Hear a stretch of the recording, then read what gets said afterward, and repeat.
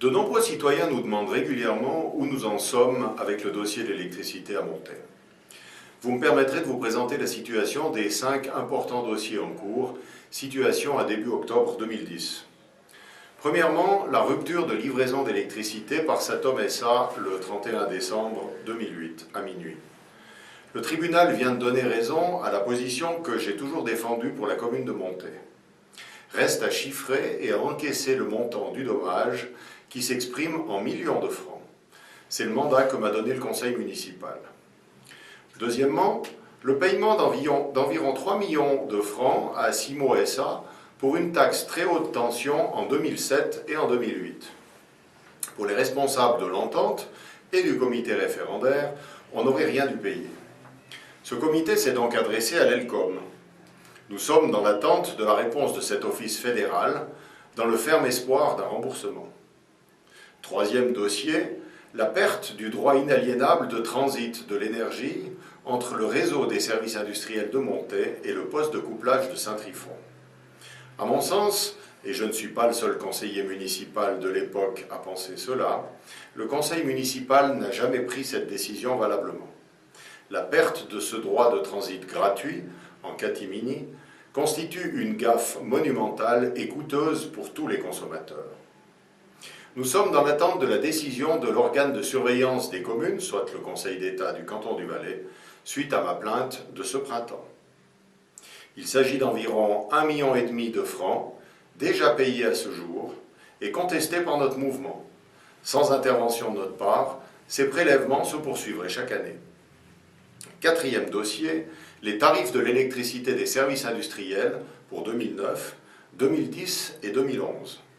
Selon nous, ils sont trop chers, suite à une réévaluation non conforme de la valeur du réseau des services industriels de Montaix, et cela pour un montant de près de 10 millions de francs.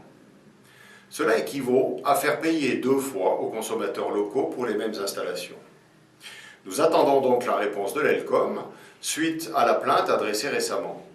Pour nous, les tarifs de l'électricité des Montaisans devront être corrigés à la baisse et les montants prélevés en trop durant 2009 et 2010, soit environ 1,5 million de francs, devront être remboursés.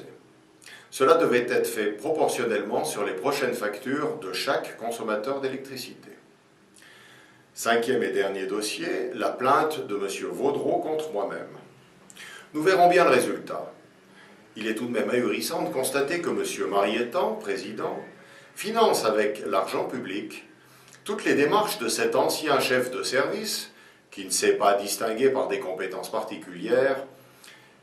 Il lui a donc permis de poser plainte contre un élu du peuple, simplement pour tenter de protéger sa propre crédibilité politique. En conclusion, c'est donc une valeur de plus d'une dizaine de millions de francs qu'il s'agit de récupérer. Et aucun autre mouvement politique local que le nôtre ne s'en soucie officiellement. Si l'on doit désigner un responsable de cette accumulation de dérives non réglées, il ne peut s'agir que de la personne incarnant l'autorité suprême, soit M. Fernand Marietan, président. Après quelques 15 années passées sous son règne, Montaix apparaît comme une ville qui vivote, sans véritable vision collective, mis à part beaucoup de tapage médiatique et des projets immobiliers qui tardent. Elle est incapable de réaliser ne serait-ce que la moitié des investissements budgétisés annuellement. Pendant ce temps, Sierre, Sion et Martigny peuvent s'enorgueillir de devenir chaque jour un peu plus belles. Le temps est venu pour M. Marietan de passer la main, et je suis le premier à lui souhaiter de nouvelles motivations dans des activités moins exigeantes.